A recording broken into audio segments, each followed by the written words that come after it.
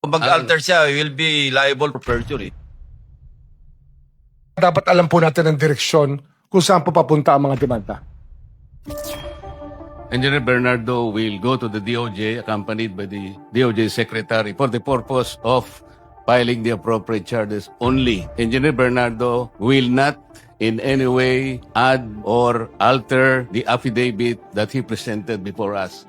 Meaning to say, no additions, no subtractions, walang alterations. Whatever copy that he distributed to this committee will be just that. That is correct. Thank At you, saka, Mr. Chair. recorded naman po, nasa transcript, nasa YouTube. Hindi po, no supplement, no nothing. Kasi No, po yung hindi- iba, pagdating dito, nagsusupplement. Ang sabi niya, wala na po akong idadagdag. Meron siya sa statement niya na I humbly reserve the right to submit a supplementary affidavit Yun nga if po eh. warranted. Kaya po sinabi ko sa kanya, meron Kung mag-alter siya, he will be liable for perjury.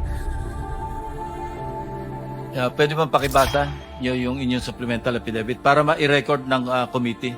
Ito na yung nature ng request ni Senator Marcoleta kanina na ang sagot natin, kung sakali may magbabago at may maidadagdag, sa committee na rin na ibahagi.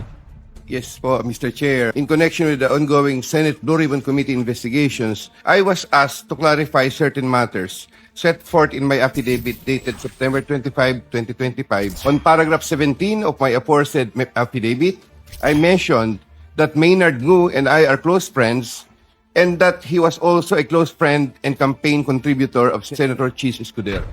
Sometime in 2023, Maynard Ngu told me to go to Cork and meet Senator Chis Escudero, which I did. While we were drinking wine, he told me, alam ko naman ang galawan niyo dyan sa DPWH. Okay naman ako. Sabihin mo kay Sec magbabasa akin. I had a chance encounter with Senator Chis and Maynard Ngu at the court. Senator Chis Escudero approached me, shook my hand, and said to me, thank you.